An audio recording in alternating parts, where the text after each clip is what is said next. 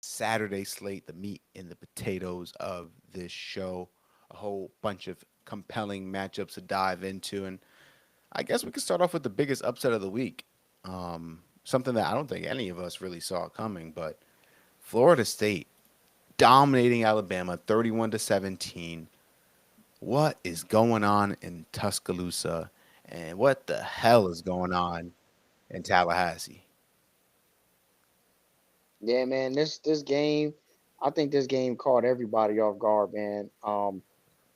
I don't know if anybody expected Florida State to come out and play that well and be that dominant, especially on the ground. I mean, I know, Gus Malzahn is their offensive coordinator, and that's kind of his bread and butter. But just being able to do that to Alabama of all teams was definitely shocking, man. I mean, what did you see? Because this is your conference, man. This is your conference rival getting beat down into the ground. I mean, what did you think when you was watching this? It's not my conference rival, but it is my conference. They're in your conference, so they're your conference rival. They're not your rival like, We have, LSU and I feel like we have Tennessee other and conference rivals. Anyways, I get your point. Here's what I have to say. And some of you folks might not like this. Some of you folks might not like this. And when I mean some of you folks, I mean the Florida State fans. Florida State had on the fakest of diamonds this past Saturday. And let me tell you why. They fake had those, diamonds. when you in the mall and they got the carts in the middle of the mall and they sell the Ooh, chains with the mall fake. diamonds? Yes, they got the fake mall cart diamonds on. And let me tell you why. So I think this has been a theme across all. This is my big takeaway from this whole weekend. And it's something that we were talking about in our past show. And that is the quarterbacks, the backfields of all of these top teams are highly inexperienced. Not all of them, right? There's LSU, there's Miami, even Florida State has a veteran at quarterback, and we'll talk a little bit about all of these teams more specifically. But you saw that the edge in each one of these games went to the teams with the stronger backfield, with the better quarterback running back duo performance. Now, obviously, like you mentioned, Florida State kind of won this game up front in the trenches. Um, but again, I don't believe that this is the Florida State that we're going to get all year long, nor do I believe this is the Alabama that we're going to get all year long. I think the fact of the matter was Florida State was ready and more prepared than Alabama to play on Saturday, and they washed them. Now, obviously, um, the trenches and the trench work is concerning for Alabama, but I don't think it told us much about Florida State. I feel like Florida State is going to go back to regularly scheduled programming as this year goes on. I think, again, they caught Alabama off guard. They caught us all off guard. They were ready to play, and they're going to be a fine team. But Florida State is not all of a sudden this powerhouse, this juggernaut because they won a week one out of conference game. Now, albeit So they're they beat not Alabama, ACC champs. They're not ACC they're champs. not even close to ACC champs. We'll talk about Clemson in a little bit, but Clemson, I was more impressed with Clemson's loss than Florida State's win, and All right, stop that. Stop that. so I gotta see this is some Florida bias right here. See, there's no bias because we're going to talk about Miami, and I'm going to come glaze on, Miami in man. a few minutes when we talk about Come Miami. on, man. I'm just telling you, this Florida State team is not this good, man. They caught How are Miami. you impressed? This is their How new are you stadium. impressed They with a went 2-10 loss? last year. They were ready for this game. They were up. Alabama. How This are is you not the Nick impressed with a Saban loss? era. They were sleepwalking into this. There's rumors that players are ordering DoorDash and sneaking girls in the hotel at 2 a.m. This Alabama team is not the same Alabama team it once was. And Florida State is getting all this props now for beating this weak ass Bama team that neither of us, I think, picked to win the conference. That I don't even think either of us had them in the SEC championship game. I know I didn't. I almost had Florida and Oklahoma. And again, that's because all weekend long, you saw all these trash ass offenses led by all these inexperienced ass quarterbacks, no matter how good. We'll talk about Ohio State. We'll talk about Texas in a second. Two highly recruited, two super hyped up quarterbacks that both look like doo doo garbage We'll talk about Ohio State and their defense and Texas their defense too. Shout out to those guys, but this Florida State team is not. They're not it, bro. I'm telling you, they are not it. Miami and Clemson are gonna dog this team. Florida is gonna dog this team. Tommy Castellanos, he didn't have to do nothing. He didn't have to even. He threw 14 passes in this game. They beat Alabama with 14 passing attempts. And he only completed 9. 50 carries for 230 yards and 4 rushing touchdowns. Like Cook, man. this was not an impressive win. This was just You don't Alabama think it being was an impressive win? no. I think Alabama got punched in the face. Listen, man. They're inexperienced. Look at their roster. Ty Simpson has he. This is the biggest road game he's ever played in. Kevin Riley, Richard Young. Yeah, They lost their I top running back, Jam Miller. but I don't think that Ty Simpson was the problem. Uh, he Ty wasn't the Simpson was not the solution. problem. He wasn't the No, solution. he was not the solution, but he was not the problem. Like you can't blame this loss on inexperience at the quarterback, man. Like, I can, because bro, I think if they had Jalen Milrow in this game, same teams, just swap Jalen Milrow for Ty Simpson, this is a different outcome, or it's a bro, closer game. Ty Simpson is not a difference maker. He's not a quarterback that is going to make your team better. Whatever your team is, he's just going to be a part of that, and that is a I agree. problem. I agree with that. But Ty Simpson doesn't play D line. He No, doesn't he play doesn't. linebacker. No, he He doesn't doesn't. play linebacker. He doesn't play corner or No, he safety. doesn't. Like you That's got true. guys on defense jogging, loafing. It's Like there is multiple. I know, and if guys, if you're listening to this podcast, if you watch the game, you probably seen the clips on social media of guys like they had a chance to make a tackle, but they're just jogging as the guys running up the sideline. I think this Alabama team is soft, man. So yeah, I do kind of agree with you on the point that this is more about Alabama than it is Florida State. And I also agree with you that Florida State still could fall flat on their face and not even really have a really good season. You know, when we look back at the bro. end of the season. Their top But receiver in this game had 2 receptions. yeah, I think I forgot that Squirrel White plays for them because, like you said, they like the receivers weren't really doing anything. They completed 9 passes. This was like a high school stat line. Yeah, Tommy Like Castellanos had double the amount of rushes than any other player, any running back, any bro, double. because they was just running power read every other play, and they was catching them every other play. It And was that shit is on tape ridiculous, now. That's on film. I promise honestly. you. And you know what? And I agree with you because we were kind of saying the same thing like when Gus Malzahn was at UCF. It's like, you got KJ Jefferson. We know what kind Right. of athlete he is. We thought, oh yeah, they're gonna run the ball. And they did run They're the ball gonna with RJ destroy. Harvey and They're all gonna that. destroy people. Yeah, but it ended up being a dumpster fire. But I just think that maybe some people are not meant to be the head coach. If you can just let that man be the OC, he don't have to recruit. He don't have to manage this roster. He He don't cooked. have to do none of that. Just Right. let that man call the plays and scheme and do all that. And they were able to really do some damage against this Alabama team. For And like I sure. said, like we hear about all the NFL talent. And I was even on this podcast saying, yo, I think Alabama's defense is gonna be nasty. Like I thought, and Yeah, Alabama still has the chance to be that team at the end of the season. for sure. But I thought that this defense was going to be what carries them to that level, not necessarily the offense. Because we talked about it before. I'm not really impressed with any of their running backs. Even if they had Jam Miller, I don't think that was much of a difference maker. Okay. Um, quarterback, and like I was never really a Todd Simpson guy. Austin Mack, like I don't know, like I'm like if y'all couldn't really beat out Milrow, I don't see it. Like I don't, I don't think that this team really has, you know, that great of offensive players. Just being honest, like Yeah. Ryan Williams, I think it's safe to say that he's overrated at this point. Like, Yep. ever since the Georgia game, he hasn't really done much of anything. He hasn't You had a know, 100-yard receiving game since since the Georgia last game. October, I think. Yeah, since the Georgia game. So you got to think, okay, that was like in the beginning of the season, like first half of the season. So all the second half of last season, bowl game, and then obviously this first game, he's not really a factor. I know he got knocked out of this game, but that was towards the end of the game. Um, like I don't really think that this Alabama has players that are scaring me on offense. They just don't. I mean, Jeremy Bernard, he was the only player that wanted to do anything out there. He had 150 yards receiving. He was the only one that was trying to do something. So I got to give respect to that. But again, it's like they couldn't block Florida State. They couldn't run the ball. I think they averaged about 2 yards a carry.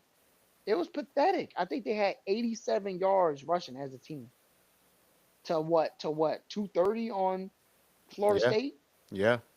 Come on, man. That's not gonna do it. That's not gonna do it. Like you couldn't like this is Alabama. Y'all couldn't block. Y'all can't block Florida State. And this just brings me to the conversation about just the team culture and stuff like that. Like, I don't know. It's hard for me not to be ringing the alarm bells in the culture department because Yep. we know that Alabama has talent. Didn't they bring in the number 2 recruiting class this past class? They haven't skipped a beat since Saban left when it comes to So recruiting. exactly. So I'm trying to think what is it that's causing them to play like this because they're 5-5 in their last 10 games. From the Wow. last part of last season up until this first game, 5-5. When's the last time Saban lost 5 games in 2 years? Yeah. I think it's safe to say this Alabama era is over. Come on, man. Like, so like you said, you brought up the part about the rumors of players being up at 1 a.m., having people in and out the hotel, ordering DoorDash, Being late to the 2 a.m. bus. Yeah, just organizational stuff. People, not being where they're supposed to be. You got the people jogging on the field. Yep. Um, And even real quick to interrupt you, Ty Simpson in an interview, they were asking him, and he was like, "Yeah, I just think we need to do the small things better, like go get to class on time, clean up after oh ourselves, hell no. and Oh hell no. exactly like Get to that class on sounds time? stupid. But if they can't even like do the basic stuff, like Bro, if how, y'all not going to class on time, it's come over. on, It's cooked. come on, It's if cooked. that's the quarterback saying stuff like that It's after the cooked, first bro. game, come on, bro. It's cooked, bro. Yeah, that And culture is a and mess. and of course, people are bringing up the TikToks and things like that. But it's like, bro, No, like that's I that, saw a video of yeah, Caden Proctor, who's supposed to be your starting left tackle, warming up with a phone in his hand, bro. yeah, yeah. I never seen no bullshit like that in my life from any level of football, high school, It wasn't college, just him, by the way. Go whatever, look at that video and go look at the three linemen behind him. All bro. of them got their phones in their Phone hands. in the hand. I'm not Every saying you single can't. one. Bro, Every I'm not single saying you player on can't that listen to picture. music. Yep, Bro, that's ridiculous. I'm not saying you can't listen to music. We all know for sure. everybody listens to music when they work out, whatever. We see players listen to music while they're warming up and stuff.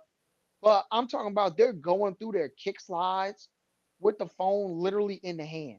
Yeah. Like it's not even in their pocket. No, Phone in the hand, bro. That's crazy, definitely. bro. Definitely. That's crazy. And then you contrast it with, of course, people are bringing up all these clips from the Saban era, right? Like you have Nick Saban yelling at people on the sideline when they're up by 30 points. There was a clip I saw from 2016 when they were playing USC, which they won like 52-3, by the way. Um, the score was 17-3, like in the Yeah, first yeah, quarter, yeah. second quarter, whatever. And players are yelling at each other about to fight on the sideline and Saban himself is having to separate people. You get what I'm saying? Right. So it's that dog mentality that's missing from these players. Like they not serious, bro. No. Like they not serious. Like you could just tell. And then you look at the coaches on the sideline, and somebody even brought it up on a podcast. I heard somebody bring it up, like Kirby Smart yelling at people when they're up playing against who they play, Marshall, and they're Marshall. blowing them out. You got Kirby Smart yelling at people because it's not about necessarily the score when you're playing against a lower level of competition. It's about how you're playing. Are you doing your assignments correctly? Are people in the right spot? Is the mentality right? Because you're not going to play Marshall in the national championship. So and if this in Alabama, we know as a program has that potential to go to national championship, and they're paying these coaches way too much money. Kalen DeBoer's buyout is about $70 million. There's too much money behind this to have people, just walking around with dumb faces all the time on the sideline. That's what I seen during the game. I saw a bunch of people walking around with dumb faces, and I can't stand that. I can't stand seeing people walking around with dumb faces. In this case, I'm enjoying it because I enjoy seeing Alabama lose. But I'm just saying, this can't be going on if you want your team to win. You can't have people warming up with phones in their hand. You can't have players dancing on TikTok during the off season. You just can't have people jogging on the field. How are you gonna jog on the field? See, you know what the problem is? They allow that all the time because if they didn't allow that in practice, that wouldn't be showing up during the game because that person would not be playing regardless of how talented they are, regardless of how good they are. Because that's something that Nick Saban would not tolerate. He will play somebody else that might not be as good if they're giving 100% effort. And I feel like that's the biggest sign of it all. Of course, we like to make jokes about the TikToks and the phones and the hotel problems. But to me, when you got people jogging on the field, the game wasn't even out of reach. The game was not even out of reach. There was a point in this game they were down one score. Florida State muffed a punt. It was a gift. It was a gift. And you still got people being lackadaisical on the field. And that's They and had an opportunity to tie that game in the third quarter, and this is what they do. Come on, man. I feel like they got. I'm not saying they can't get fixed, but when you got people jogging on the field, to me that tells everything. When you clearly have a chance to make a tackle, let alone you got people just straight up getting blocked, and it's not like they were doing anything that complicated. They would bring a guy in motion and run power read off of it. Like, bro, we all watch football. How many times have we seen that in a football game? You're getting caught by motion going sideways. No, you're the whatever player. You got to stay on your assignment. Stop looking at the motion. Stop looking at keeping your eyes in the backfield, looking at a quarterback do ball face. Like this is Alabama we talk about. This type of stuff should not be having y'all all confused and you have this little dude, faking the ball to somebody and running right past you down the middle of the field. It don't make no sense. This team is too talented. They recruit too well, and there's too much money in that program to be getting embarrassed like that on a Saturday. Come on, man. and right there, that's a recipe where when you say all that, it's too this, it has too much of this, it has too much of this, and it has too much of this for it to be that bad. That's when you start looking at the coach and you start looking at that buyout bread, like, $70 million. They not because paying that. yikes.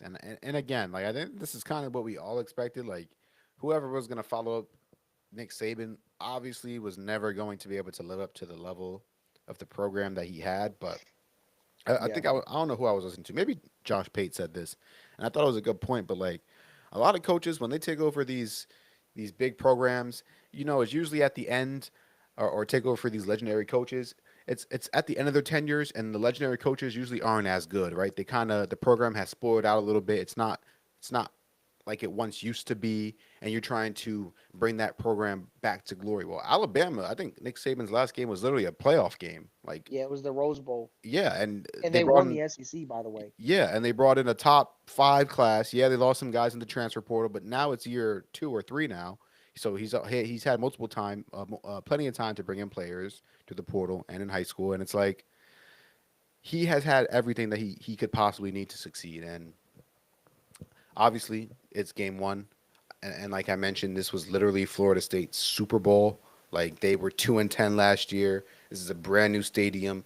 Everybody counted them out. This is a legendary SEC program. This is their chance to put the world on notice, and they took full advantage of it. And like you said, Alabama kind of gave up, and I think that kind of helped Florida Yeah. State a little bit. Like they just took Alabama's will to play, Yeah. and like you mentioned, Alabama had their chances in this game, which is why again I'm still not sold on Florida State because as dominant, and I put that in air quotes, as it felt or looked, it really wasn't all that dominant. It was a 14-point game, and Alabama played horribly.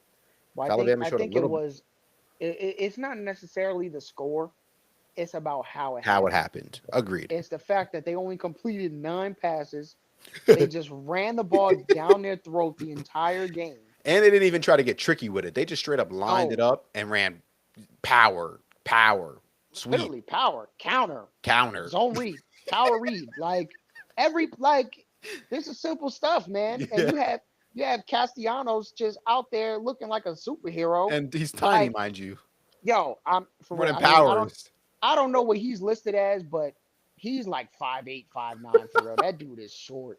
You see that dude standing next Oh to guys, man. but Hey, he balled out, and I got to give him credit because he balled out. everybody talked shit about him because of the quote that he put out in the summer. Yep. He said, "Nick Saban ain't here to save you." I guess he Hey, was right. he was right. Yes, sir. He was definitely right. So, He said hey, Nick Saban ain't here to save you no more, and hey, went out and backed it up.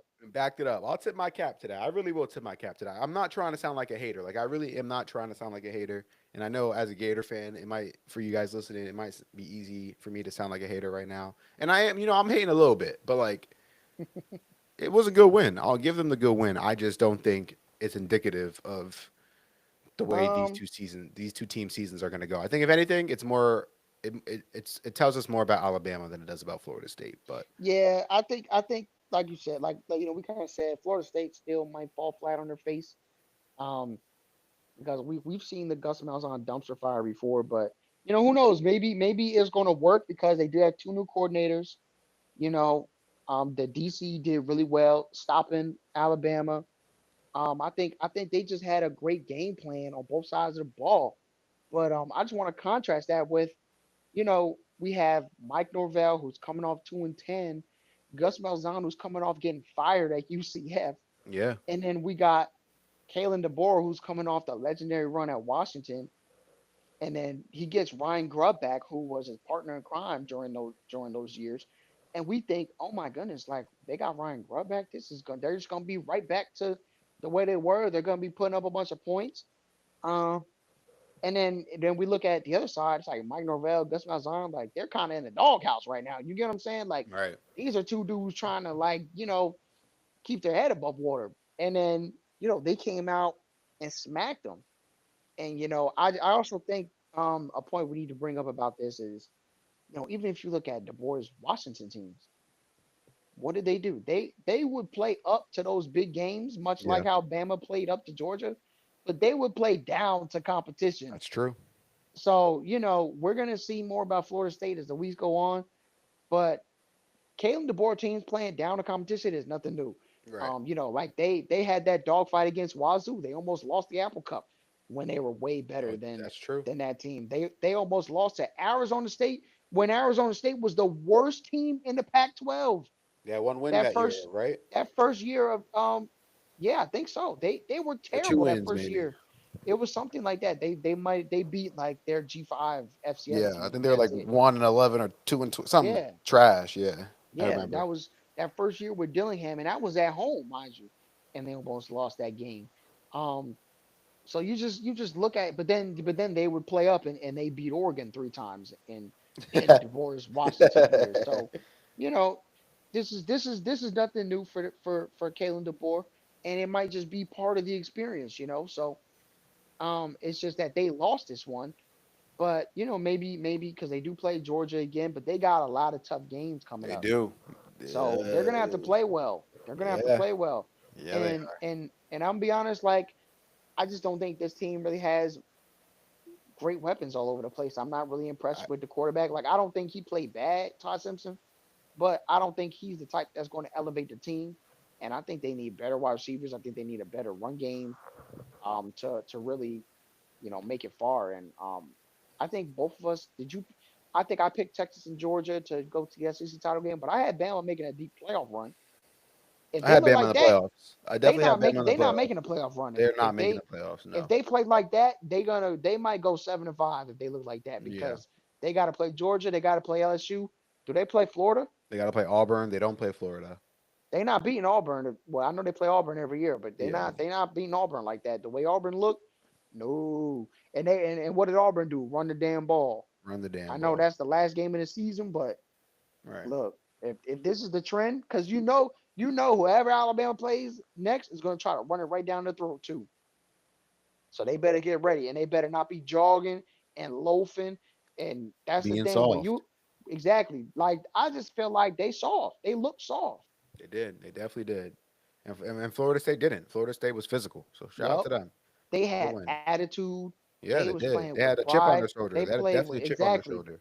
They played with swagger. Like Yeah, I like what I saw from Florida State in general and their defense, like holding I them to like their 17 defense. I, points. I would say I like their defense more than I like their offense. Um, I mean, I could see that. I could see that. Yeah, I could but see that. and again, I think you gotta respect them though going forward. Like oh for sure. in the ACC, who knows what can happen And now? again, like I mentioned earlier, when Gus Malzahn was at UCF, UCF had a top 5 rushing offense every single year. I mean, did that turn into wins? Did that turn into a good team? No, No. but at least you know they're going to be able to run the ball. And now he's at Florida State with a higher profile of athlete and talent. Oh, I think they're damn sure going to be able to run the ball, and I think they're going to be a good team. I think, like I said, now seeing this game, they could win double-digit games. I just don't all of a sudden think there's some top 10 playoff contender Oh no, ACC. I don't think that either. Nah, none of that. I They think they're a fringe based off this performance. It's only 1 week. I'm gonna say they're a fringe ACC title contender. yeah, they bring that shit to the swamp. It's not gonna be sweet for them. I'm just letting you know that now. Oh my We'll see them goodness. boys week 14 anyways. Let's move on. And real quick, final point I want to make about Alabama. I said it last week. I said I don't think Ty Simpson starts and ends the season as a starting quarterback. And You I did think say that. this was the first glimpse at that. You Um, did say that. Because if they start losing, they definitely gonna play somebody else. yeah. So um, let's move on. Let's talk about two other quarterbacks that severely underperformed compared to some of their expectations. Maybe Julian Saint didn't have as many expectations as an Arch Manning, but both quarterbacks played like dog water. Texas, Ohio State, the kickoff our Saturday at noon. One of the most, if not the most anticipated matchup of the year, our first top 3 matchup, and Ohio State takes the win at home, 14-7, in a really ugly game. I think if you're a fan of defense, then it wasn't as ugly because I think both of these defenses played freaking phenomenally. I think Yeah. the quarterback struggled, which kind of led to the defenses looking a little better, but I think the defenses also contributed to the quarterback struggling. Um, Now, obviously, everybody, the biggest storyline of this game is Arch Manning. Um, that guy, he just stunk. He's straight up. Like I'm not gonna say he stinks. This was as Well, it was a tough of a bad first performance. start for anybody. I mean, I don't know how many people have ever had to start their first college game on the road against Ohio State. Um, Probably not many. So I'm gonna give Arch Manning some grace. But what I will say is there was a lot of times where it wasn't Ohio State doing stuff, and it was just Arch Manning just not being consistent in his mechanics, not being consistent in his footwork, not going through his reads properly, just flat out missing reads, missing throws, underthrows, overthrows, inaccuracies. He looked rough. And this just goes back to my statement going into the year. This is why I almost picked Florida and Oklahoma in the SEC championship game. I did want to swallow my pride and picking Texas. Um, but yeah, man, I think we saw it here, and especially early on in the season. I think both of these teams and both of these quarterbacks are going to look a lot more different by week 14. Right? They're not going to be first year starters anymore. At that point, they're going to have plenty of game experience. But I think we kind of saw that um, in line right here, and I think that's going to kind of continue to throughout the year. Where I think a lot of these more experienced teams with these more experienced quarterbacks, your Georgias, your Notre Dames, your LSU's, your Miami's, I think they're the more dangerous teams than a team like Texas, where everything around, I think outside of Arch Manning, I thought Texas played great. I mean, they ran the ball. I thought their wide receivers didn't really do much to help out Arch, but they were open enough. You know what I mean? It wasn't like they weren't I think their open. wide receivers overrated. Yeah, but I agree. I don't think their wide receivers were really anything too special.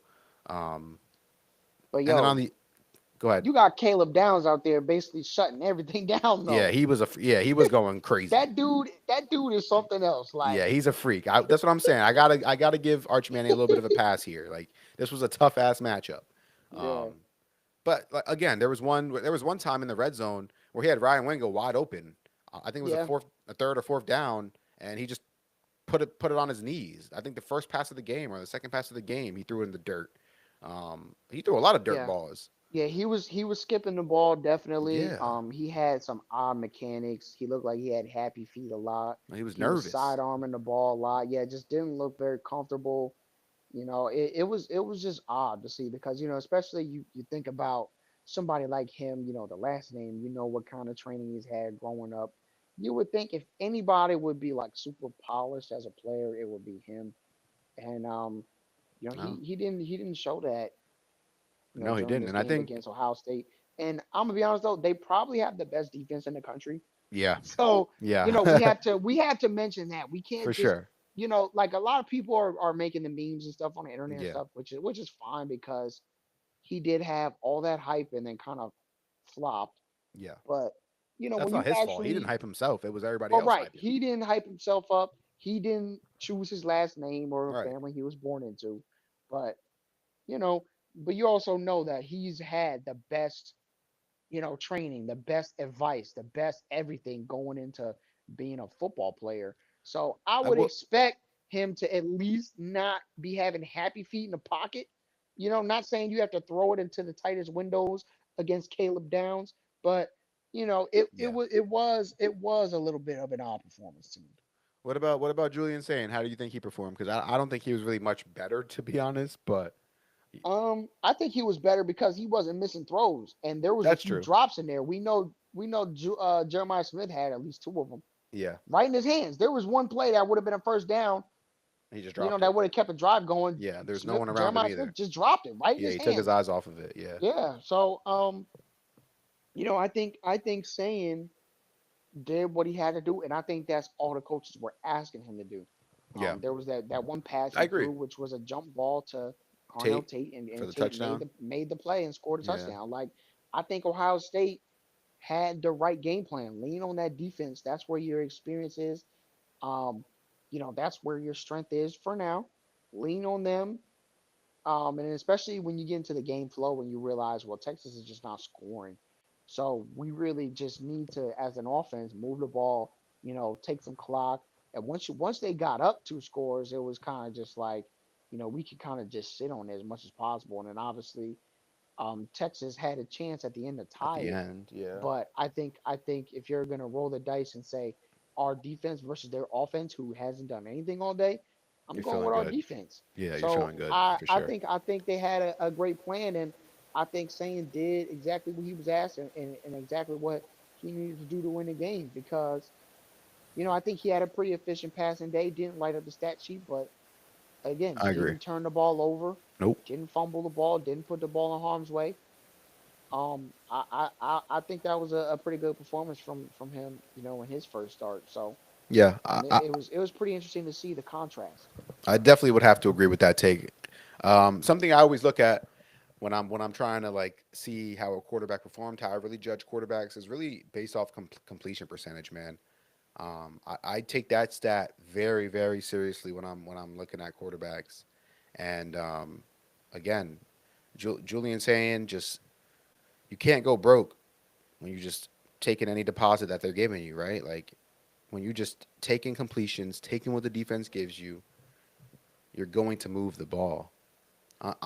On the flip side, Arch barely completed 50% of his passes. He was like, I don't know. It was a bit of a contrast to watch, but I thought it was still a pretty competitive game. You know what I mean? I thought Texas's defense as well. We've been hyping up Ohio State's defense, but they did a great job. I mean, giving Arch a chance, giving that offense a chance. I mean, this I thought was a very competitive game. I think both of these teams are still some of the top teams in the entire country. I think Yeah, obviously Texas has some work to do at that quarterback position, and a lot of it is going to rely on how Arch continues to develop. Um, but yeah, man, I don't think either of these two coaching staffs or Ohio State won, so I know they're feeling good, but I don't think Texas' coaching staff is really feeling too bad about how they performed. I just think they need to gain a little bit more trust with Arch as he continues to progress. Any yeah. final takes, or are you ready to Um, move on? I think Texas defense played about as well as you possibly can against that receiving core. Got Yeah, to give a lot of credit to their DBs. Like Yeah. When you get into a game with a team like that, you only allow them to score 14. Like your offense got to do something. I feel like you got to score more than 14, in any football game to win. But I think both of these teams are still going to be in the mix for everything at the end of the season. And like what we're kind of seeing is with a lot of these games is like there's no team that's just way further ahead than everybody else. Like Right. I think on any given Saturday, if you line up a lot of these teams from the top 10, that they can all beat each other. And I think today Ohio State beat Texas. Well, not today, but on Saturday, Ohio State beat Texas. And maybe if they played again later in the year, that Texas might be able to get it done. But you know, I think Texas has a lot of positive stuff to take away from this game. And you know, like I said, I think they'll both be in the mix. Like when it comes to playoffs and national championship, at the end Yeah. of the year. I just, I'm not really panicking about Texas.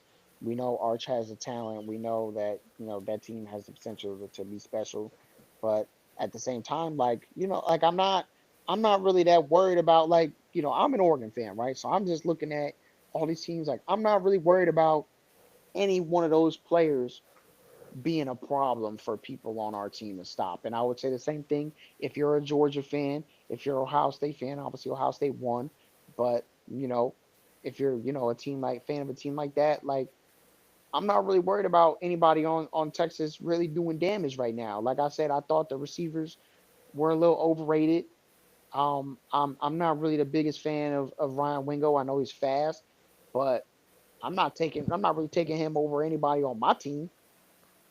You know, I'm not taking him over a lot of other, good receiving cores in the country. So, you know,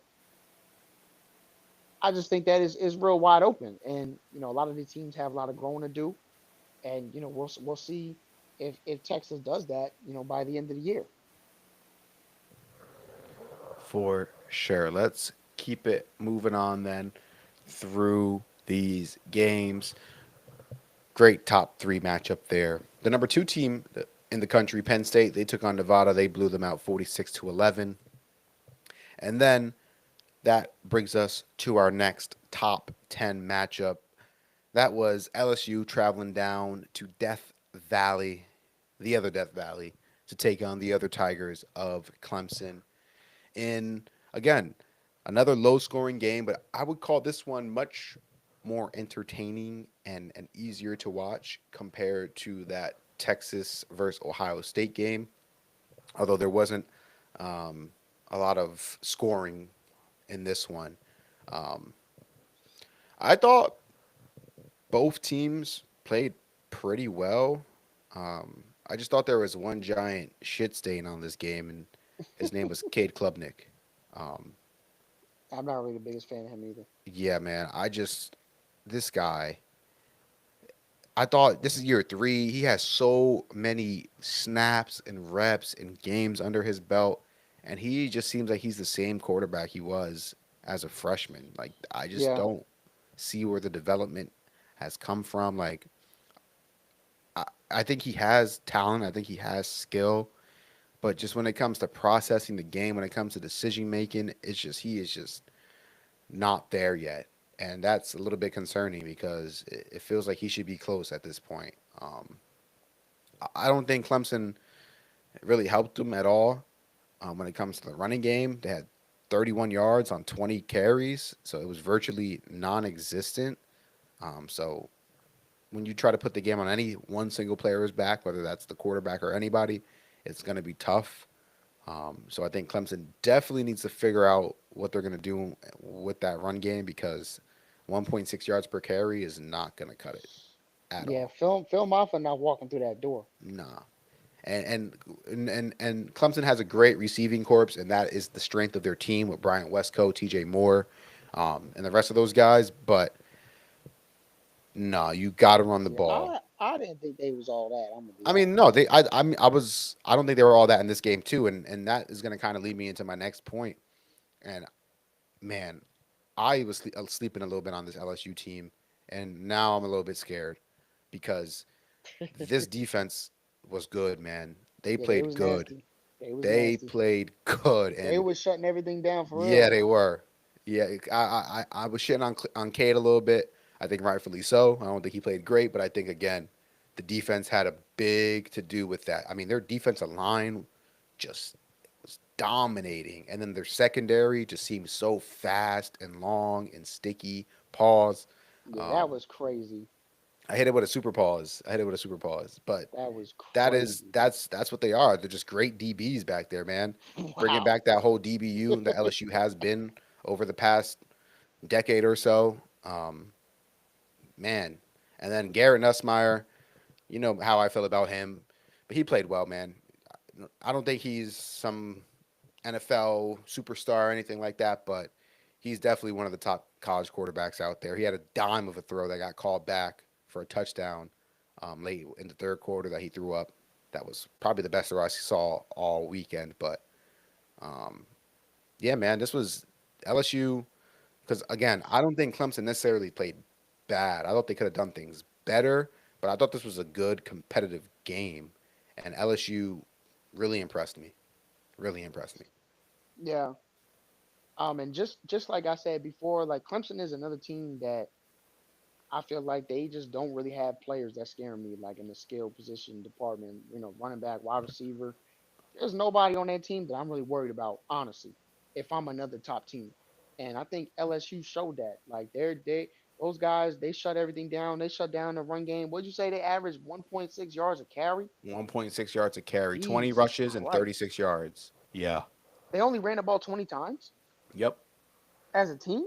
As a team, 20 Oh my attempts, including any of the Cade scrambles or whatever. So 31. Well, there's probably a few sacks in there at least, but even still.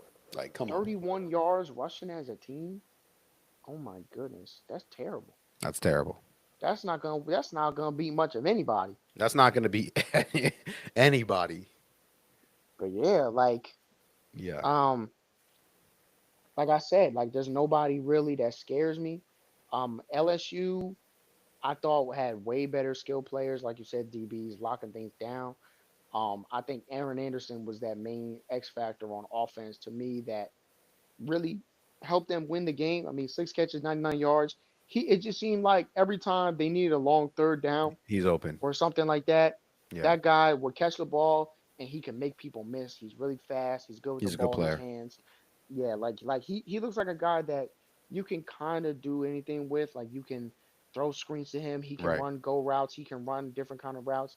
I think he's a really good player. I like watching him play. He is. Um, Agreed. and Nussmeyer, man, like I thought he played well. Yep. And I've even said like in the past in the preseason, like I don't get all the hype and we get the talent, but he hasn't really, put it together. He's had a lot of turnovers. Well, in this game he didn't have no turnovers. He played well.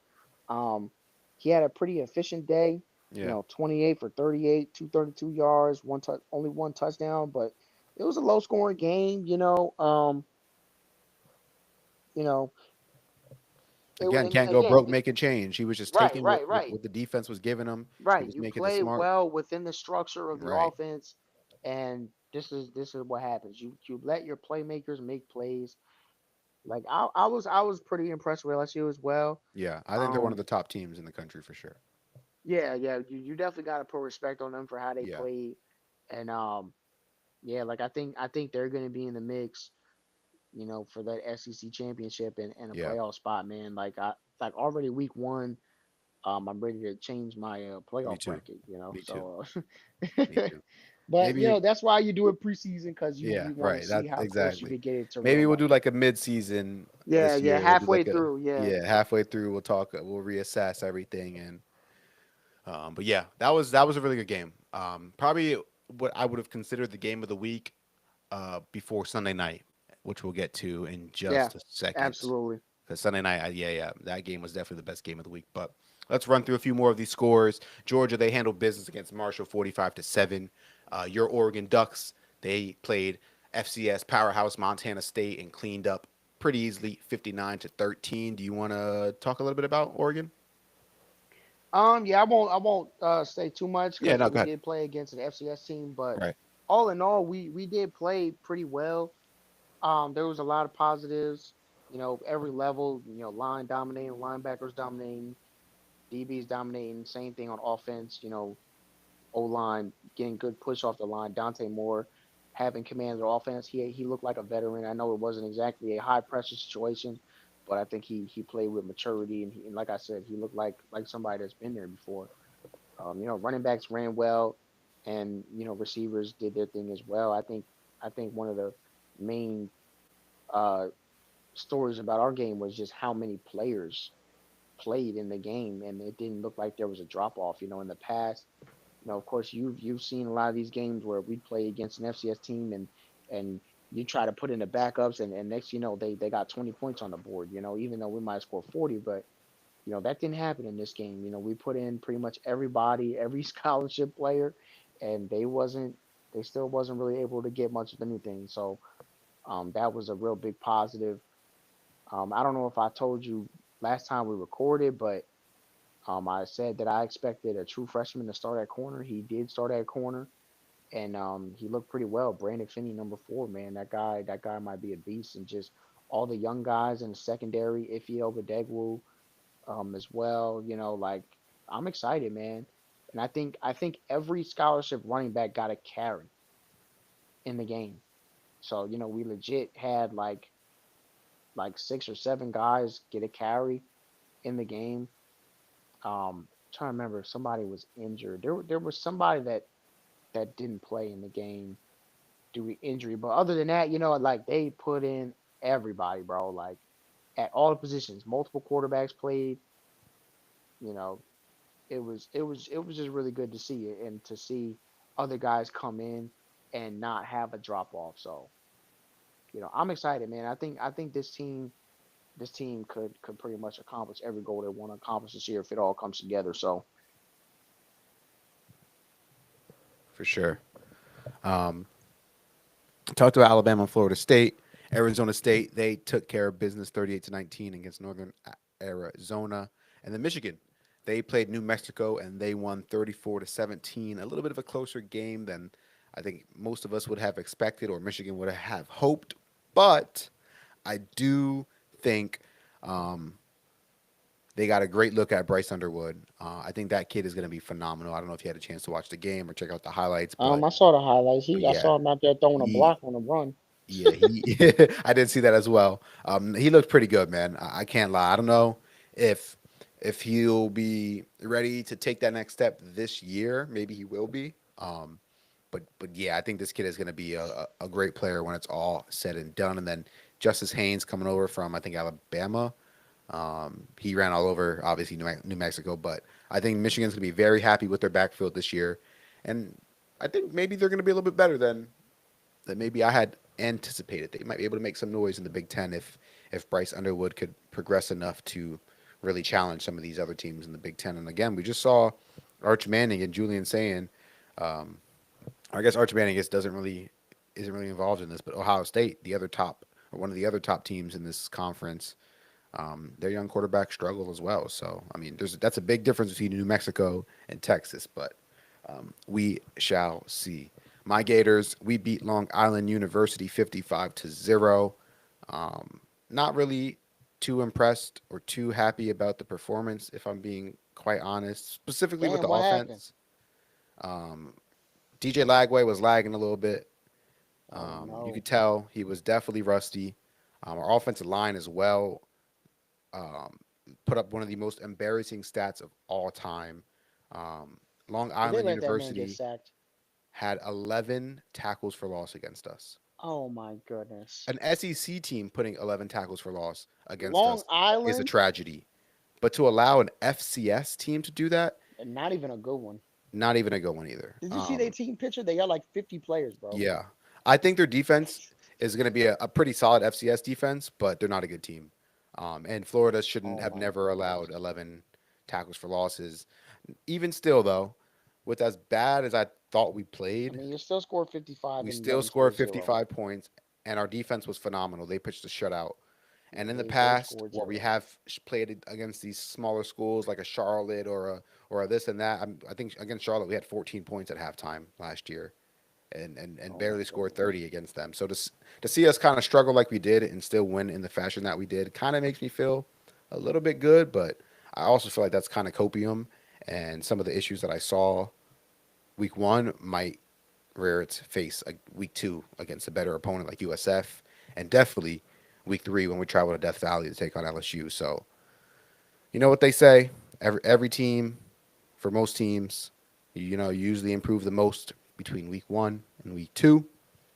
Let's hope for Florida's sake that we do some improving because I think we still have some improving to do for sure. But I'm still happy, 55-0. Can't truly complain about that. Got to see some young guys ball out.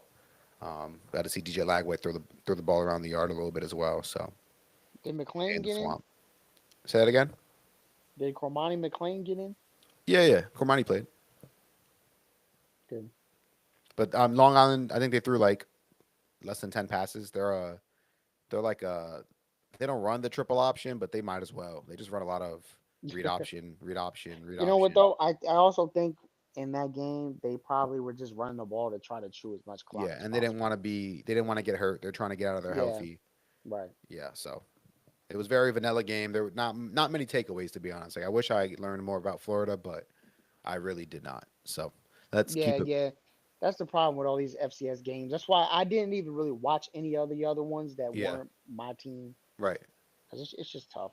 No, I'm the same way. Like I was only watching the big games this week for the most part. I Yeah, checked the I highlights mean, out for some of the smaller ones, but yeah, what's all about there was pretty much a big one in every window and every day. So exactly. So it worked out perfectly. This was a great week one. SMU they beat East Texas A&M 42-13. Kansas State. I, I don't know if you even know the score, but they survived North Dakota 38-35. yeah, I I ended up mean, watching the end of that because the score was close. yeah, They should have I don't. lost. They should have lost. I don't know what's going on with Kansas State, but yikes. Um, Oklahoma they handled business 35-3 against Illinois State, and Texas A&M beats UTSA 42-24. Indiana doesn't look as dominant in Fernando Mendoza's debut against Old Dominion as they win 27-14, while Ole Miss does dominate 63-7 against Georgia State. Um, Iowa State they beat South Dakota 55-7, and Texas Tech beats Arkansas Pine Bluff 67-7. And then there was Syracuse versus Tennessee, a game that I was banging the table, saying I believe in Syracuse. They're going to do it. If they don't upset Tennessee, they're at least going to cover that 14-point spread. And it looked like for a second they were. It looked like I was on the money with my prediction, but um, Tennessee kind of turned it on. Joey Aguilar was really impressive, to be honest. Maybe not really impressive, but he was more. He impressed me because I had lower expectations for him. I So think I'll say that. he was a little impressive. Yeah, and then Steven Jelly, I thought he was pretty bad. I expected a little bit more from him. Now I think it's kind of obvious that Syracuse low key lost a lot from the team that they had last year. Just doesn't look like the same level of roster at this Yeah, point. I just don't think they're very good. Yeah, so I'm not gonna put the full blame on Angeli, but I thought that was a pretty nice win for Tennessee, to be honest. I don't think Syracuse again is a great team this year, but to still put up 45 points, to still look as efficient and productive as they did, especially with a lot of us thinking that Tennessee wasn't even really a top 25 team. I think they are a top 25 team this year, or Yeah, will be a top 25 team this year. Um, and I thought that was a pretty solid win. I'm not gonna gas it and say it was a great win, but yeah. I was pretending like they were gonna lose that game, so I have to keep the same energy. You know what I mean? No, Like, I think Tennessee they took advantage of a lot of things during the yeah, game. Like there was a lot of turnovers and stuff like that. Like I think they also played well and really, like I said, took advantage of certain situations that allowed them to kind of score a lot of points. for I sure, mean, Joey Aguilar came out there. Obviously we know the story between what happened to him and Nico Yamaleva. So he came out there with attitude. It looked like the team kind of rallied behind him. He threw a deep ball like that was like 70 yards, and that kind of hyped everybody up. So you know, it was just fun to watch them. And like you said, I think this team could be a top 25 team at the end of the year. So For maybe sure. it'll be a little better. A lot of people were predicting them to go like 7-5 and stuff like Yeah. that. So 6-6 kind of vibe. maybe it'll be better than that. Yeah, for sure. Um, Also, um, a team that I wouldn't say really surprised me, but I think a team that kind of put themselves in a good position, Tulane. And I don't want to spend too much time on this game, but I think Tulane has a chance to be the G5 representative. I thought they were the most impressive G5 team outside of USF in that win over Boise State. I mean, they handled Northwestern, And who and they picked Tulane probably, again? huh? Who picked Tulane again? I think did you pick I Tulane? picked Tulane. Yes, I Okay, did. that's a great pick because I thought they could have been better in the second half. They weren't really great. They kind of slowed down a little bit. It felt like, but Yeah, nah, Tulane they look good, man. I think that's definitely going to be one of the contenders for that playoff spot in the G5. So yeah, we'll definitely be definitely cool to see Retzloff go out there and have a have a good decent game performance after what happened to him in the offseason as for well. So sure. All right, let's run through a few more of these games here because at this point we did get through most of the high quality Saturday matchups. We're going to obviously talk about that big game on Sunday, but to speed through some of the rest of these Saturday scores, let's see if there's any relevant games. I do want to talk about one, but let me just see if there's any before I bring that one game up. Um, nope. Let's real quick. I want to mention this Utah UCLA game, um, just because of the whole offseason drama with Nico Iamaleava, and just I know Tennessee fans were reveling in Saturday just after their win yeah, and after UCLA's loss. But I think the bigger story and why I really wanted to bring up this game was Utah. I think I severely slept on Utah this year. I know you picked Utah to win the conference, maybe, or I at least to did. go, at least to I go did. to the. I picked them to win the Big 12. Okay, yeah. And again, we both, I think we put Utah in the A tier, so I was high on Utah. But even then, I think I still severely like. I think this Utah team is not only one of the better teams in the Big 12. I think they have a chance to, maybe win a playoff game or something. They look They, like the best team in the Big 12. yeah, they looked really good. I mean, that offense completely transformed, bringing in that new OC, bringing in Devin Dampier. He looked electric. He looked on fire. That defense was incredible as well. So it was UCLA, but again, I expected UCLA to maybe be a little bit better than what they showed last Yeah, year. Yeah, they went 5-7. They weren't great, but I thought they added a few pieces this year. Obviously, they got themselves a quarterback, so I thought they would be a little bit more competitive. But I think this just goes to show how good Utah really is, and they made UCLA look like the worst team in college football.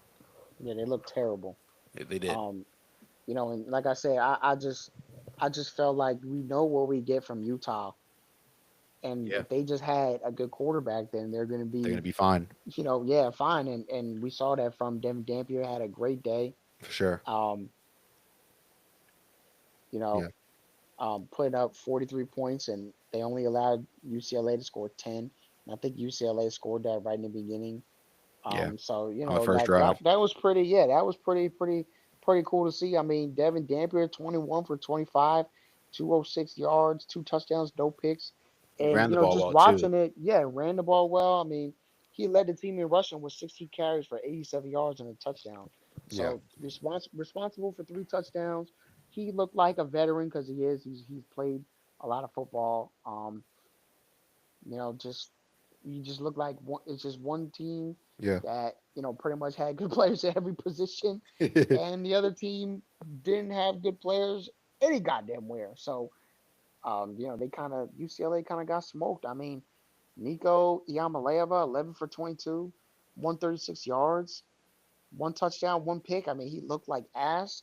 He only complete 50% of the passes. I mean, Jesus Christ. Yeah, not good. Especially after that whole debacle in the offseason. Yeah, You got to come out and do better than that, bro. definitely got to come back. 5-star prospect, too. Come on, bro. Yeah, grass ain't always greener. Grass is Exactly. not always greener, but let's move on and talk about the action that took place on Sunday because it was a full weekend of football. We had football from Thursday to Monday. Sunday we had two good games. Um, South Carolina beat Virginia Tech 24-11 in the Aflac kickoff in Mercedes-Benz Arena. I thought South Carolina looked pretty good for all things considered. I thought Virginia Tech looked pretty bad. Yeah, Virginia Tech is just ass, bro. Yeah, Kyron Drones is not a quarterback at this level. Bro, he, Um, they need to move on from that. Shout out to Nick Harper. I saw the jokes flying that he was finally making plays in real life, not yeah, just on the video finally doing game. something. Yeah, yeah. I seen um, people saying they was using Nick Harbor cheese and yeah, during the game. yeah. So it looks good. I mean, I think that was is a big key for South Carolina. Obviously, the team goes as far as Lenora Sellers is going to take them, but he needs people to get open to throw to. He can't just be Superman every game, and you know. But um, I'm not going to sit here and say I was overly impressed with South Carolina because I wasn't. I I wasn't thought really impressed with them I thought either. they were going to be better than they showed, but they did handle the game pretty well. So I'm not going to pretend like I thought. I don't know. I will say without that punt return, it's a different game. Yeah, the punt return was really what ended the game because Yeah, Virginia Tech's defense was actually pretty not playing stout. bad. Yeah, Yeah, they were they solid. were not letting South Carolina do anything other than that deep ball really. It was just Virginia Tech's offense just couldn't do anything. But we know South Carolina has some good players on defense like Dylan Stewart, like they're that guy's a game record. Hmm. But Kyron Drones, man, like there was a lot of opportunities for Virginia Tech to, stay in this game offensively, but they just couldn't do anything. They couldn't complete a pass. Like it was hard to watch, man. It's like it makes you appreciate your own quarterback because I'm just like I'm so glad my quarterback can complete a pass. Let me tell you something. Um, I mean, they didn't really run the ball that well either. I mean, they averaged 3.1 yards a carry as a team. But yeah, Kyron Drones, you want to hear this stat line? 15 for 35. Is that even 40% completion percentage? It might be about 40%. 15 for Oh, 35, that's horrible. 221 yards, zero touchdowns, two interceptions. That is horrible. I could tell you what 15 for 35 is right now in percent, but yeah, it's 42%, 43%. That is horrible. Yeah, he's a running back. Yeah, bro. And that's, there was a lot of running backs over the weekend. We're seeing that in college football. There's a lot of running backs. Let me tell you something. Uh, Yeah, that was hard to watch, man. Virginia Tech, their offense is just still horrible. South Carolina, I think they're going to be solid, but still wasn't really that impressed with them. They got a lot to clean up if they want to go to the playoffs. But um, yeah, I think we pretty much hit every point in regards to them. If you want to talk about what was the other game, Miami yep. and Notre Let's Dame. talk about the game of the week. I think this game just was the most complete game. I thought both teams looked great. I thought obviously CJ Carr and Notre Dame's offense got off to a slow start. They definitely struggled to start the game, but you could see as the game went on, CJ Carr became more comfortable. The offense began to click. The play caller started to get into his rhythm as well, and I thought both teams played a phenomenal game. Um, I guess I'll start off with Miami though, because I am extremely, extremely, extremely impressed with this Miami team. Um, I knew they were going to be solid up front, um, but they're dominant, man. That O line and that defensive line, especially Ruben Bain. Ruben Bain, he kind of went through a little bit of a slump last year, call it a sophomore slump or whatever. Um, but this year, you could tell he definitely locked back in, and that kid is an absolute freak. We talk about the Colin Simmons, we talk about the Dylan Stewarts, but I think Ruben Bain is just as good, if not better, than all of those guys. He is dominant, and I think Notre Dame's offensive line, learned about that. I thought that was the weak spot for Notre Dame, and kind of the reason why I think they lost this game. I also thought they didn't run the ball or didn't commit to the run as much as they probably should. They did run the ball 27 times for 94 yards, which is a 3.5 yard average, and that's actually more than what Miami averaged. Miami averaged 3.4 yards a carry, so it was virtually the same. But they ran the ball 10 more times for 127 yards. Neither team really threw the ball. I mean, ran the ball that well. But I thought Miami kind of controlled the game a little bit better, just because they kind of stayed and committed to the run a little bit more. And then Carson Beck, he was phenomenal, man. He was looking like, I guess 2 years ago when he was getting all that hype to be a first round draft pick. He looked like he could potentially be a first round draft pick the way that he was playing. This Notre Dame defense is no pushover. I mean, Notre Dame was in the Natty last year. And they brought a lot of people back from that defense. They lost Benjamin Morrison, their best and their top corner. They lost a few other players as well, but they brought back a lot, and they played well too. Like, it wasn't like the defense was playing bad; they were all over the place. So all in all, I think these are two of the top probably five teams in the country. Maybe Notre Dame is a little bit lacking out of that, but Miami for sure.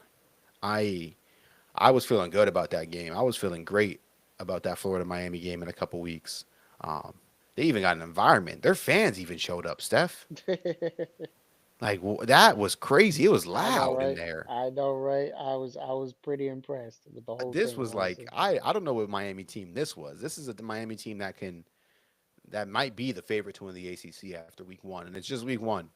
It's just week one, but they played a good opponent, and they played well against that opponent. So yeah, I'm gonna glaze Miami a little bit. They're a good team. I'm not feeling as good as I did going into that game in a couple weeks now. Florida schedule got a whole lot harder with Florida State and Miami playing how well they did. Yeah, man, I was impressed with Miami's performance too. I think again you saw a veteran quarterback versus a rookie quarterback. Carson Yep. Beck came out there. He's a guy that's played in a lot of high pressure environments at Georgia. He's played in big games. So he was ready to go.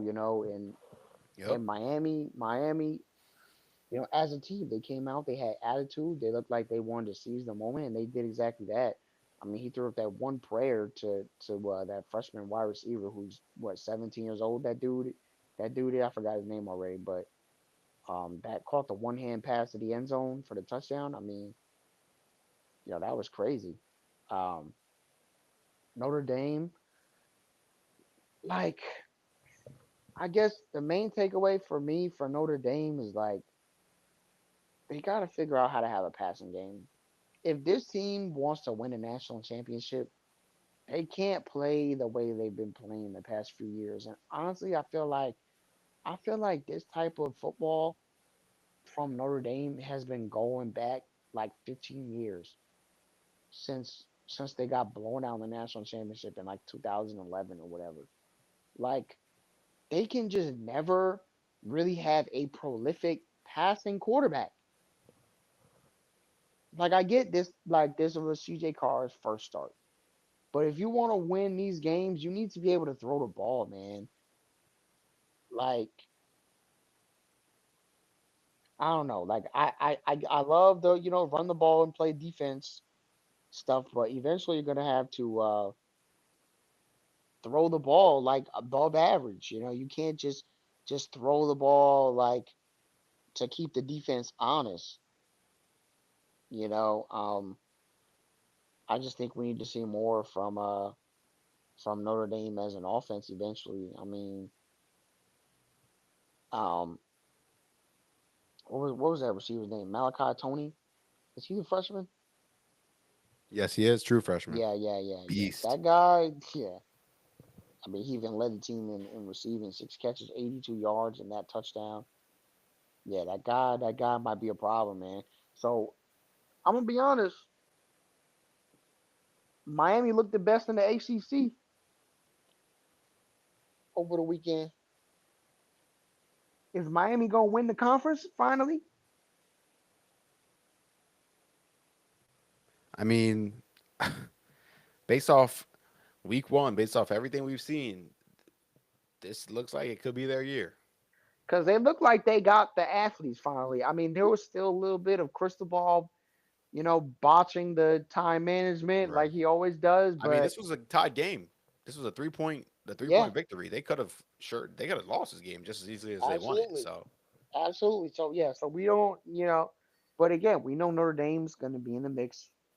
yep, They got a tough schedule though, so they gotta if they yeah, lose all these close games, they won't be. But if they yeah, they gotta win some of these games, going forward. But you know, Miami looks like they belong. yeah, and unfortunately for Notre Dame, unlike some of these other teams, where we're like, yeah, it's an out of conference loss. It really doesn't. Notre Dame isn't in a conference, so every game Exactly, every game counts, matters, win or lose.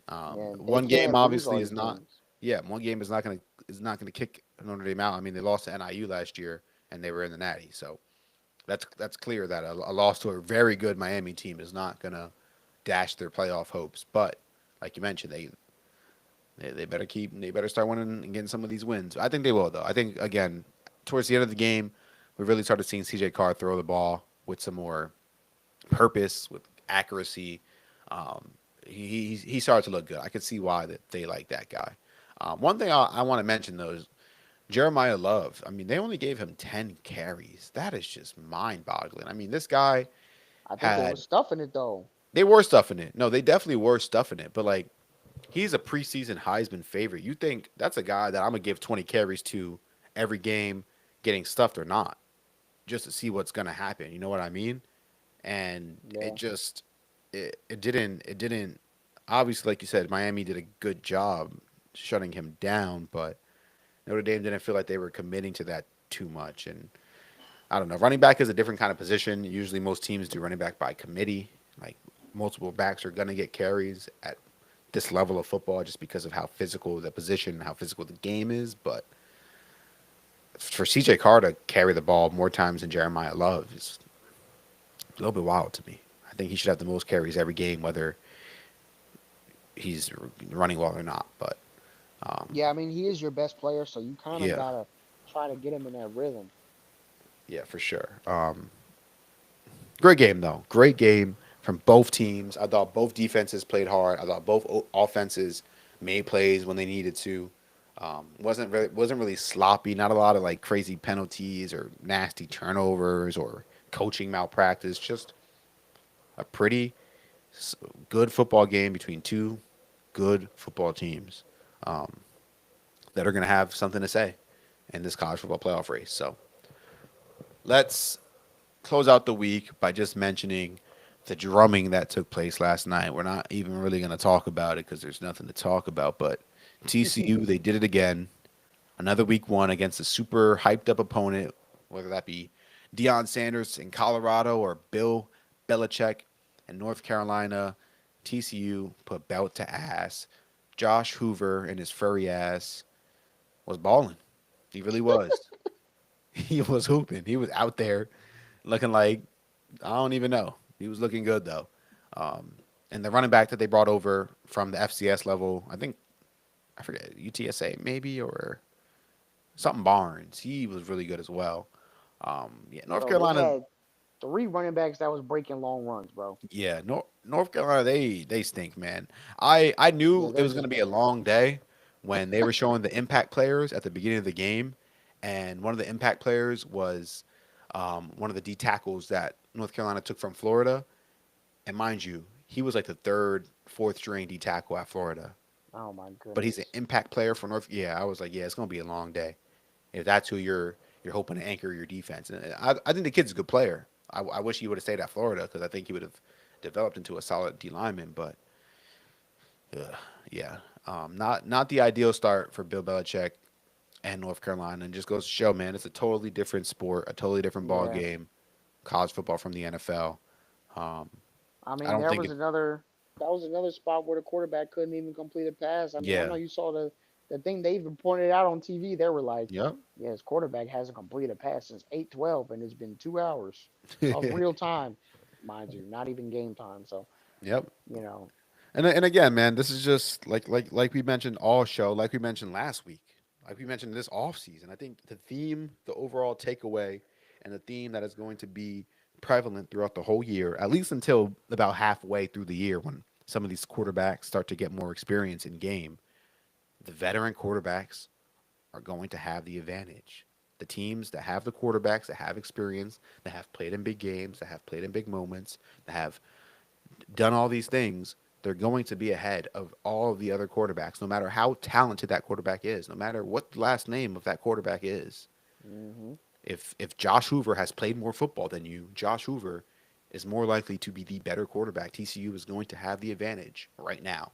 Again, week 8 is a different story. Arch Manning at that point will have 8, 9 games under his belt. yeah, he's not even really He's a not a he's not freshman a at that rookie point. anymore. He's Well, played. he's He's not a been in freshman those anymore, but yeah, moments. he's got starts Right. under his belt. And same goes for all these other quarters, CJ Carr and Ty Simpson and all these other. But right now, in these big matchups, that's why we've been leaning towards at least the teams with the top better quarterbacks. And I think usually, kind of throughout the year, it just plays out like that. The cream rises to the top. Now, with that being said, that will close out our reaction review show for week 1. Steph, do you have a clown of the week? Yeah, I got a few clowns, man. There was a lot of All right. clownery going on over the weekend. Yes, sir. Like we mentioned, once the football games start, usually is when the clownery begins. So Yeah, you could play that music. let's play that music. Uh, all right. Doesn't look like the music is willing to play right now, so there will be no clown of the week music, but we will still have our favorite segment of the week. It is time for clown of the week. Yeah, man. So for my first entry in clown of the week, I'm gonna have to mention the Georgia State football player that took a chain off of an Ole Miss football player's neck and just threw it. And apparently the police had to get involved and stuff like that before the game. But I just think stuff like that is BS because you're Georgia State. You're not beating Ole Miss. This is one of those pay to play games. Just go out there, try not to embarrass yourself, and freaking go home healthy. Okay? Don't do antics before the game like you're gonna do something to somebody because you're not. Ole Miss is better than you in every level. Okay? So please, just stop. You look dumb. Y'all got blown out. There's literally no positive of trying to antagonize people on Ole Miss's football team before the game. Okay? So that's my first entry for clown of the week.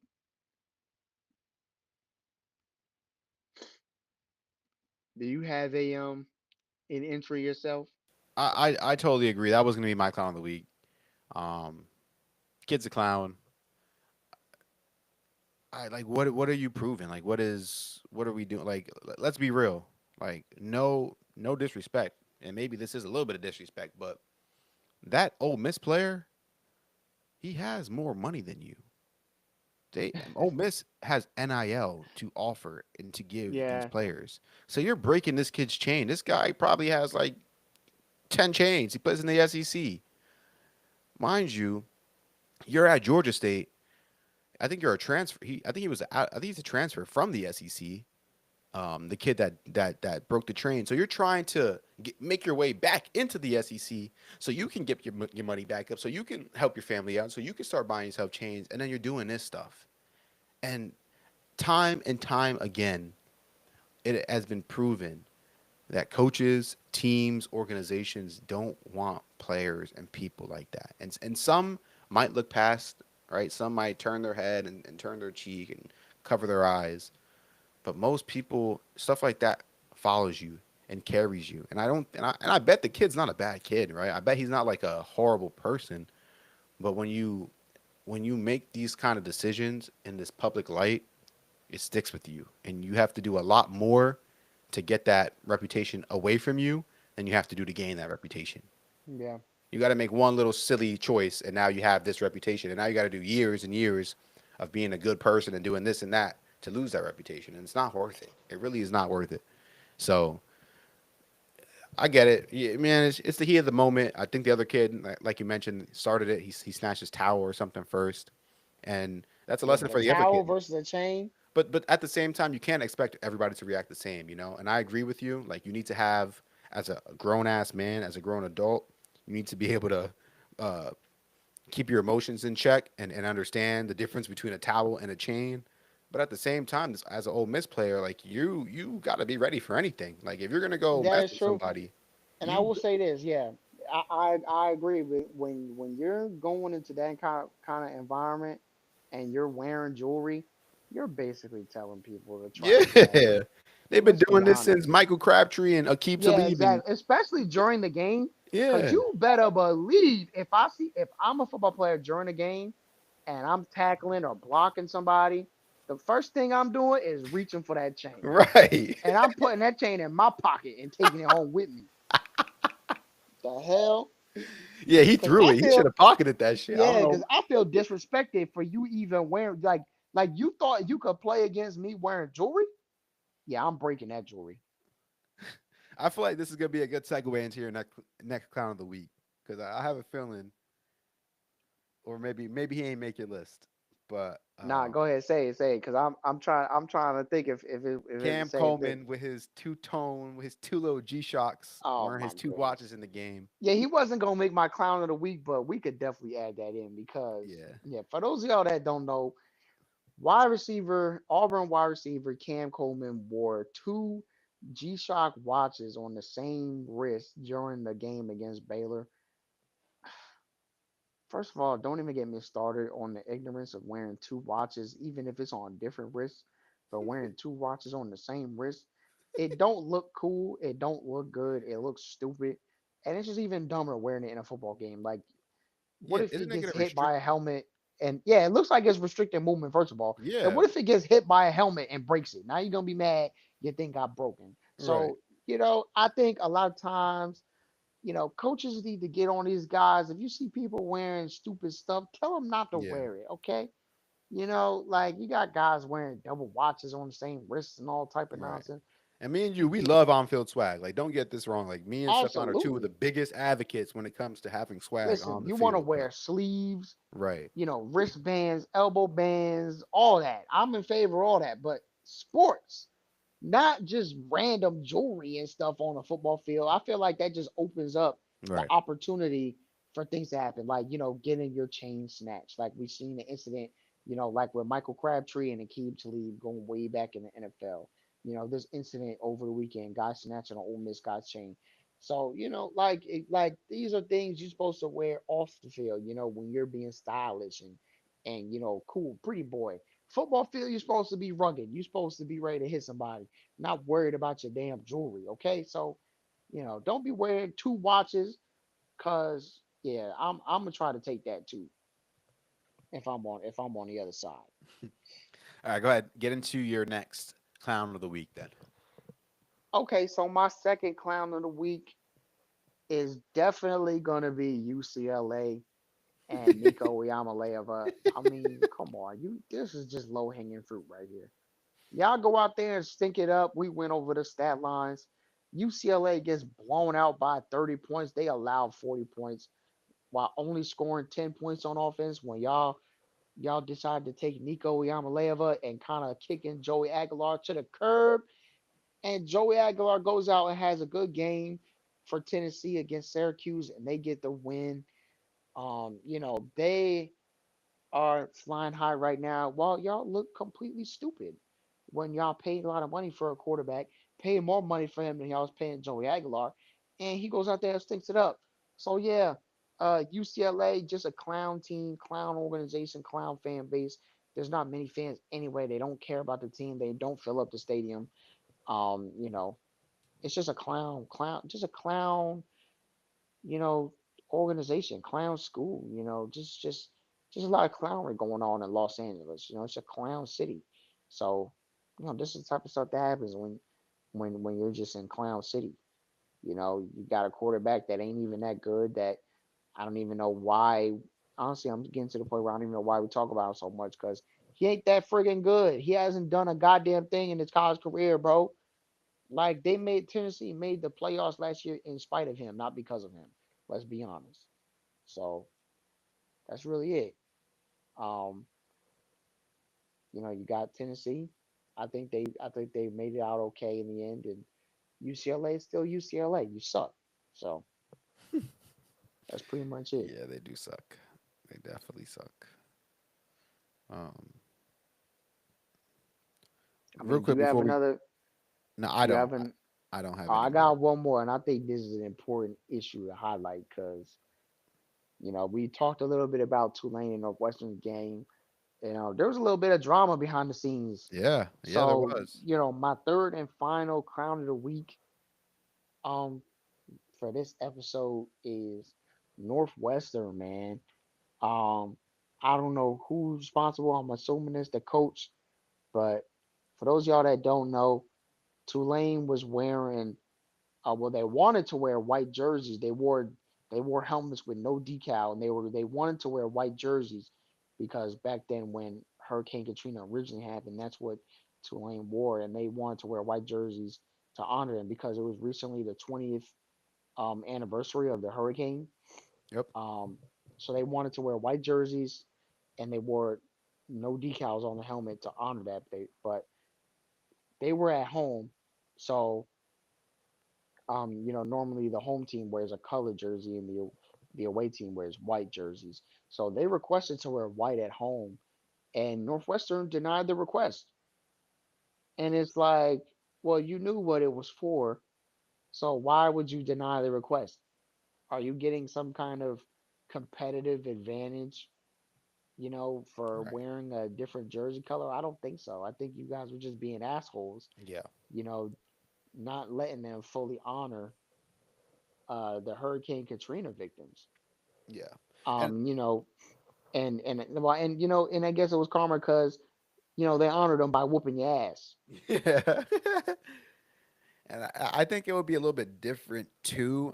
Probably not really. I still think they'd be clowns, but like if this was like Florida, Florida State, Florida, Georgia, like a heated rivalry, like Oregon, Washington, like you hated this team, but like Northwestern and Tulane probably have never played before, ever. Yeah, So there's no like prior beef. Like there's no like it's not a conference matchup. It's not even yeah, it's two different levels. It's G5 and Power Four. I mean, Northwestern might as well be G5, but uh, I know, right? yeah, it really just makes no sense to me outside of you guys just being an ass. And Hurricane Katrina is not something that's something that kind of affected the whole country. You know what I mean? It wasn't It just did affect the whole country. yeah, it wasn't just. I mean, obviously it was something that New Orleans dealt with and Louisiana dealt with. But again, like you mentioned, like I mentioned, it affected the whole country, and to kind of not not kind of to not show any empathy towards that is just really is really tough to hear, especially when football is a sport that really does encourage sportsmanship in general. Like, you know what I mean? Like we love good competition, we love heated rivalries, we love a little bit of hate, especially in college football. Like Yeah, there hate is great in college football, but when it comes to the sport, you know what I mean? When it comes to the game, not when it comes to things that are way bigger and way more important than college football. Uh, right. Yeah, and look, we yeah. I think that's a great point because you see a lot of things, whether it's college or the NFL, where they might be wearing a uniform for a special reason, whether it was the breast cancer thing or just cancer in general, or wearing a uniform for a certain cause, or doing something like Iowa waving to the Children's Hospital. right. Just different traditions and things that people do in the sport to kind of shed light on things that are going on in the world that are bigger than the sport, like you said. Like we have so much of that going on already. So I don't understand why you would, kind of stop a team from doing that over a jersey color. I don't really get it. Yeah, I don't get it, but Northwestern, you're definitely clowns for that, and you deserve that loss, and you deserve the rest of the losses that you're going to take this year because you're going to take plenty more. Don't worry. I think my Ducks are gonna hand them one. I'm pretty sure. Yeah, I'm pretty sure we play them. Yeah, we do. We go to their house in 2 weeks. So see you soon. yeah, belt, absolute belt. Yeah. Um, all right, I think then we can wrap up our show with that. Just want to remind everybody, this is not our last show of the week. We will be back Thursday or Friday with our prediction episode where we'll break down and we'll talk about all the week 2 games that interest us. We'll make some picks. We'll have some fun. Usually those episodes aren't as long as these episodes, but um, yeah, these are pretty long, so we like to split them up into 2 separate podcasts. So we're not out here dropping 3-4 hour long podcasts every week. But yeah, super exciting week 1. I think it definitely delivered. Week 0 has delivered, and I was coming into this year thinking it was going to be tough to top last year. I mean, if you guys think back, I think last year was one of the most insane, randomest, most fun college football seasons we've had in a while. And based on week 0 and week 1 so far, I think we're on pace to really match that. So I'm excited, super excited for week 2. My Gators got a much more quality opponent, a way more interesting matchup. So should learn more about my favorite team this upcoming week. So super excited to see that. But yeah, we'll talk about that game and all the other ones on our next episode. Until then, you guys enjoy the rest of your week. Peace.